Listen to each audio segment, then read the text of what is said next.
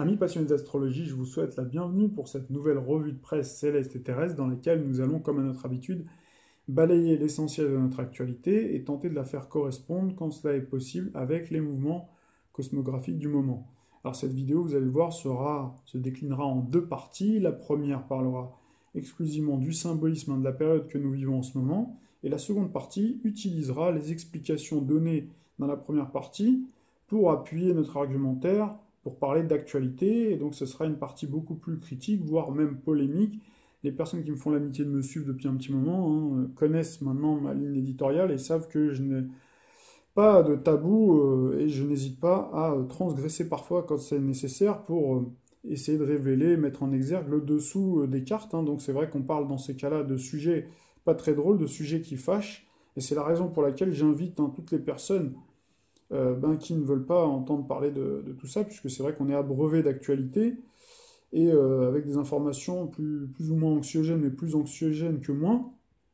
Donc à regarder la première s'ils le souhaitent, et puis à ne pas regarder la deuxième, et puis j'invite bien entendu les autres personnes à me rejoindre dans la deuxième vidéo. Alors comme vous le savez, ça fait quelques jours maintenant que nous vivons sous ce ciel d'un équinoxe d'automne, période où les nuits et les journées sont d'une durée équivalente, et où on a cette alternance dans une même journée, de la fraîcheur, aux aurores et à la nuit tombée notamment, on doit sortir sa petite laine avec des journées encore douces, ensoleillées, en pleine journée, et même très chaudes dans certaines régions privilégiées, comme dans le sud-ouest d'où je vous parle, la région de Bordeaux, mais également dans le sud, en Provence par exemple. Donc il prolonge parfois la belle saison estivale par un été indien, donc on va voir si on joue véritablement les prolongations donc sur le mois d'octobre ou pas, mais parce qu'on a également les premières intempéries qui peuvent être plus ou moins prononcées, d'ailleurs qui peuvent se déclarer dans la même journée, où on a une très belle journée ensoleillée, puis on a d'un coup la pluie, ou carrément des journées successives de pluie. Et c'est vrai que là, après, tout dépend des années, des endroits de France et du globe. On en parlera dans la deuxième partie notamment. Donc ce début de période automnale fait très souvent se côtoyer aussi 50 nuances de couleurs d'une nature teintée de vert qui rappelle encore les accents de la période estivale, le brun, le rouge, rougeâtre, les couleurs vraiment de l'arc-en-ciel avec, c'est vrai, la diminution du rayonnement solaire et les jours qui se raccourcissent, mais vous avez la chlorophylle des feuilles qui cessent d'être produites, d'où ce changement de couleur. Alors c'est vrai que la période automnale, c'est aussi, elle est synonyme aussi de temps des semailles pour préparer le terrain de futures plantations, tout comme c'est la période de dégustation déjà des premiers crus de vin après les vendanges. C'est aussi la période de transhumance, donc là où les bergers emmènent leurs troupeaux à l'abri. Alors c'est vrai que quoi qu'il en soit, cette période-là, c'est une période qui est magnifique, qui est tout en beauté. En témoigne d'ailleurs cette photo qui démontre combien la nature peut offrir des spectacles vraiment somptueux et magnifiques. C'est vrai que cette photo illustre en fait le plein automne, d'octobre plutôt. On voit que la saison s'est fixée. On retrouve encore cette alternance de couleurs flamboyantes dans le feuillage avec le jaune, l'orangé, le vert, le pourpre. Alors toute cette alternance, ces alternances successives de température, de luminosité, des éléments naturels, donc qui avant de trouver leur rythme de croisière pour bien marquer la saison d'automne, si on parle de cette oscillation, cette hésitation, si on la combine avec le charme qui se dégage de cette saison, à travers les couleurs dont on vient de parler, on retrouve bien les principaux traits de caractère des natifs de la Balance. D'ailleurs, j'en profite pour souhaiter aux natifs de la Balance, un magnifique anniversaire et une belle révolution solaire.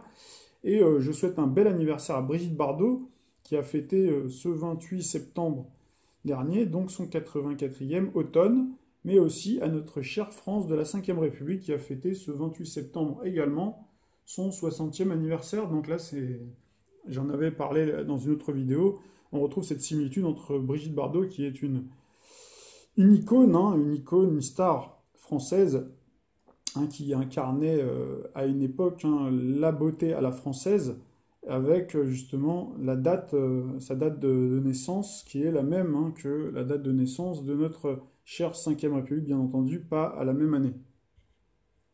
Alors, approfondissons quelque peu la connaissance que nous avons du signe de la Balance, hein, donc, qui est le 7e signe du zodiaque, en astrologie occidentale dite tropicale ou de saison. Donc c'est un signe cardinal hein, de début de saison, donc il y a pour mode la masculinité, mais qui est ô combien féminin à plus d'un titre. Tout d'abord, hein, on voit bien que le symbole représente déjà à lui seul une femme. Hein. Donc il porte justement la balance avec le glyphe qui symbolise le fléau, le demi-cercle, et ces beaux plateaux sur lesquels d'ailleurs on peut deviner Vénus, la planète de l'équilibre, de l'harmonie et de la beauté, mais aussi, selon les écoles d'astrologie, Jupiter, donc le grand magistrateur suprême du système solaire, et Saturne hein, pour la justice. Hein. C'est vrai que la balance nous renvoie aussi à d'autres épisodes antiques de la mythologie égyptienne ou de la Grèce antique.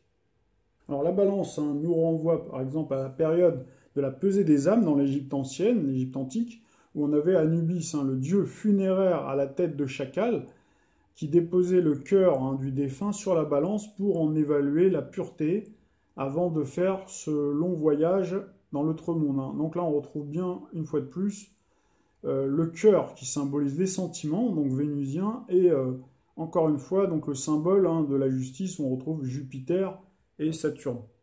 Alors le signe de la balance est un signe qui unit aussi les forces hein, qui s'opposent mais qui se complètent comme le jour et la nuit hein, qui s'égalisent, on l'a bien vu tout à l'heure. Et on retrouve ça dans les philosophies taoïstes notamment avec le yin et le yang où on a la dualité, l'opposition mais également la complémentarité fructueuse des forces lorsqu'elles sont harmonisées et que l'on trouve en fait le point d'équilibre des forces. Alors ce point d'équilibre hein, des forces pourrait très bien se retrouver dans la pureté des lignes, dans la pureté des formes, l'harmonie et l'équilibre des formes, et où on retrouverait donc le charme, le glamour, hein, la beauté, que l'on retrouve à travers Vénus, le premier maître hein, de la balance, donc Vénus peut être épicurienne et gourmande et sensuelle lorsqu'elle gouverne le taureau, et beaucoup plus aérienne, cérébrale, sentimentale lorsqu'elle gouverne donc le 7e signe du zodiaque, la balance. Hein. Donc on retrouve bien là conjuguer donc les plaisirs de l'amour, les plaisirs tout court, les plaisirs charnels, les plaisirs sensuels. Et donc c'est vrai que si on fait un petit tour hein, du côté de la mythologie grecque cette fois, on s'aperçoit que l'autre nom hein, de Vénus c'est Aphrodite, la déesse de l'amour, donc qui unissait donc les femmes et les hommes par des liens affectifs, mais qui peut aussi nourrir hein, des sentiments moins nobles, comme lorsqu'Aphrodite, jalouse de la beauté de Psyché, une autre déesse allégorique de l'Antiquité, demanda à Eros, son fils, de décocher une flèche contre elle, justement pour la mettre hors d'état de nuire, puisque elle était mise en concurrence avec la beauté d'Aphrodite. Hein.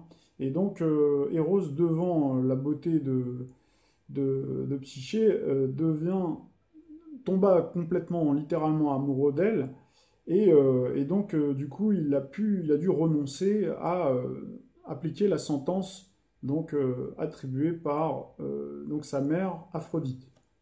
Alors avec tout ce qui vient d'être décliné, vous comprenez mieux hein, d'où proviennent toutes ces qualités balance, mais aussi tous les sentiments ambivalents hein, qui peuvent traverser un natif, qui peut donc posséder autant le goût du beau, de l'esthétisme, et même le sens artistique, hein, d'ailleurs, qui a inspiré de nombreux créateurs de la mode, donc qui ont fait d'ailleurs, hein, souvent on retrouve des balances, hein, qui sont des égéries émérites hein, de luxe. Hein. Si je devais citer une native de la balance très connue, on a par exemple Monica Bellucci notamment, qui est née le 30 septembre hein, 1964, donc qui est balance ascendant Capricorne de mémoire, hein, donc qui représente bien la quintessence de la beauté et de la féminité, et puis qui est souvent cité en exemple pour illustrer la beauté. Hein.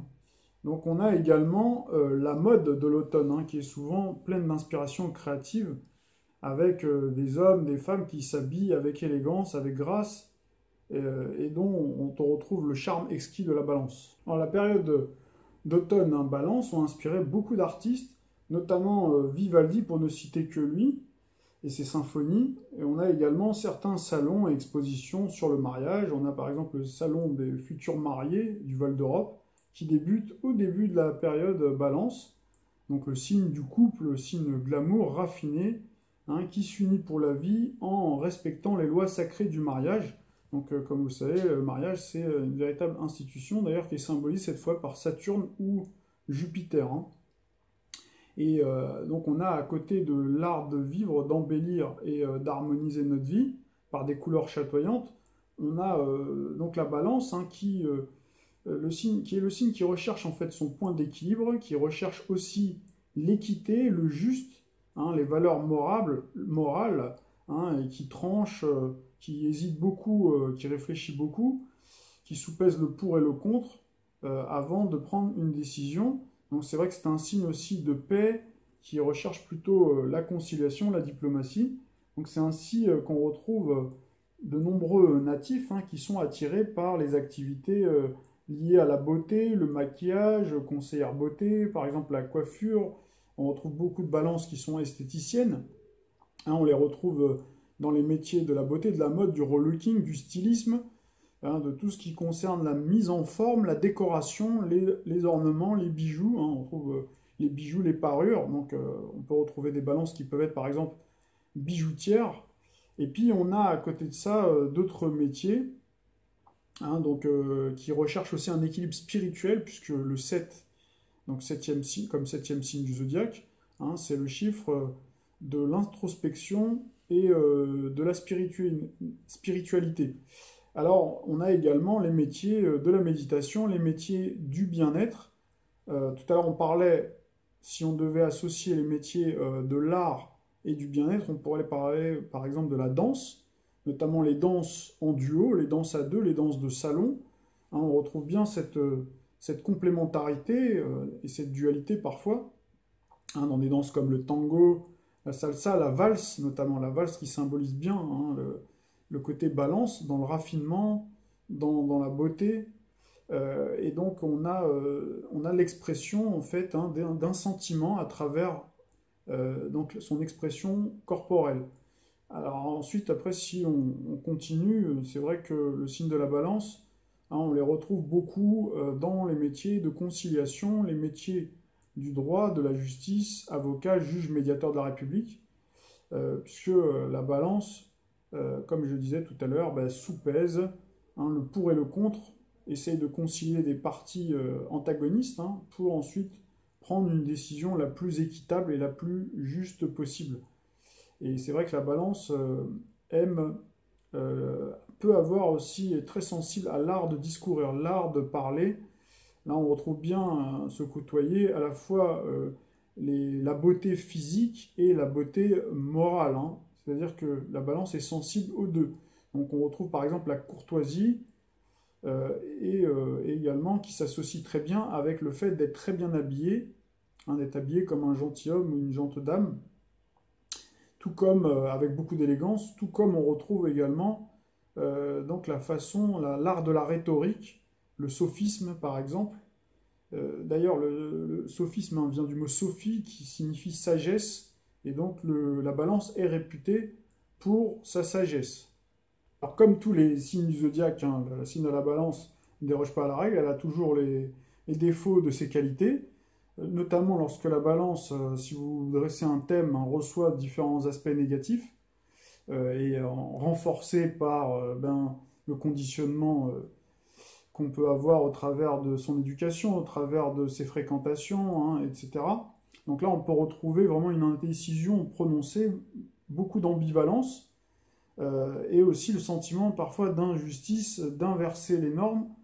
Là, on peut retrouver également donc des défauts comme la paresse, hein, le mensonge, donc c'est-à-dire qu'à force de vouloir embellir, hein, à tout prix, on finit par finalement mentir, hein. C'est un petit peu la frontière. D'ailleurs, la balance est le signe, selon certains astrologues, des Pinocchio. Et d'ailleurs, là, on peut retrouver la citation de Michel Onfray, donc, qui nous parle de séduction, élection, trahison, puisque le signe de la balance est le signe de la séduction, le signe du charme. Et effectivement, en politique, par exemple, eh ben, on retrouve cette maxime, d'ailleurs, qui se vérifie à chaque fois où, pendant la campagne électorale, eh ben, on séduit. Et ensuite, il y a les élections qui arrivent, et puis ensuite, on trahit les promesses que l'on a faites. Et donc, c'est vrai que le signe de la balance peut aussi être amené à juger au paraître, à l'étiquette. Hein. Donc, dans ce cas-là, on est superficiel et on se complaît dans un bavardage aussi inutile, dans des commérages, d'ailleurs, qui sont des défauts qui sont savamment utilisés pour vendre hein, dans les magazines féminins, mais aussi vendre des futilités. Je dis féminin, je suis un peu méchant, je dirais plutôt les magazines plutôt à scandale, hein, les trash, les magazines plutôt qui parlent des commérages, hein, qui font leur chou gras, je ne vais pas citer de nom, mais sur justement des commérages, sur des rumeurs. Hein. Et donc là, on retrouve les futilités, et puis on a le côté dévoyé hein, également, par exemple même dans le côté matériel, hein, puisque la balance c'est le signe des arts, mais on peut aussi retrouver dans le côté dévoyé les babioles hein, qui ne servent pas à grand-chose, qu'on retrouve dans les foire-fouilles, qui créent, en fait, qui sont créés par un besoin artificiel, hein, donc de paraître, donc d'avoir en fait finalement de s'enquérir d'acquérir des objets en fait qui ne serviront pas à grand chose. Donc là en fait on voit bien en fait que la balance peut devenir dans ce cas-là influençable, influencée par justement la publicité. Donc là on suit les masses hein, pour ne pas se sentir seul, puisque la balance c'est le signe hein, du duo, le signe de la convivialité qui déteste hein, la solitude, mais qui peut justement se montrer dépendant, influençable, impressionnable aussi par le beau, donc qui est séduit parfois malheureusement beaucoup par la forme et pas assez par le fond. Et donc on retrouve ça à travers beaucoup de réunions hein, où on s'écoute parler, ce qu'on appelle la réunionnite aiguë, où on se retrouve à entendre des personnes qui vont effectivement hein, vous distiller tout un discours qui est très beau à l'écoute, mais en réalité, dans le fond, il n'y a pas vraiment de choses valables, voilà, hein, c'est-à-dire que c'est vraiment une perte de temps. Donc c'est vrai que les balances peuvent aussi prendre un peu trop de temps avant de prendre des décisions. Donc parfois ils ont, c'est vrai, peur de faire des vagues, de froisser. Et c'est vrai qu'à vouloir trop bien faire, eh ben, on finit par ne rien faire. Et donc la balance mesure aussi parfois un peu trop l'efficacité de ses actions à l'approbation de ses pairs. C'est-à-dire qu'il a besoin de l'approbation des autres. Hein. Ce besoin de reconnaissance et de faire partie de la société, hein, d'un groupe, l'amène parfois à la compromission ou la lâcheté et la fuite. Donc ça, on retrouve aussi beaucoup au niveau sentimental. Hein. Notamment, les femmes diront que, je fais un peu cliché, mais les femmes diront que les hommes, parfois, sont des lâches, fuient, parce qu'ils ne veulent pas blesser. Alors, ils préfèrent des fois laisser prendre la décision de la séparation par les femmes. Hein. C'est vrai qu'à vouloir, par moments aussi, trop vouloir pacifier les esprits et réfléchir pour hein, le mieux, comme vous le savez, devient l'ennemi du bien, et on ne saisit pas les décisions qui sont urgentes à prendre pour tuer la problématique dans l'œuf. Hein. Donc là, on retrouve bien le signe opposé du bélier, qui est justement un signe beaucoup plus réactif, hein, qui va agir au quart de tour sur l'instant présent. Toutes les qualités et les défauts que je viens d'énumérer, bien entendu, vous pouvez les retrouver aussi chez les personnes hein, qui sont natives d'autres signes du zodiaque, hein, qui peuvent être par exemple Capricorne, Poisson, Lion ou autres, hein, mais qui ont Vénus hein, valorisé. Voilà. Donc Vénus hein, aussi, on l'a déjà expliqué, c'est l'astre que l'on associe le plus aussi à la monnaie. Car avant que la monnaie ne soit inventée, c'était les pierres précieuses, les bijoux, hein, les parures qui servaient de monnaie d'échange des objets. Et puis plus tard, c'est Saturne, deuxième maître hein, d'ailleurs de la balance, hein, qui instaura les premières monnaies lorsqu'une partie de l'humanité commença à se sédentariser, notamment hein, dans la Rome antique. Hein. Donc on retrouve bien Saturne, la planète de la loi, qui symbolise aussi l'État. Or, on avait vu dans d'autres vidéos que monnaie et État sont les deux faces d'une même pièce. Donc voilà, je vous retrouve pour la deuxième partie de la vidéo.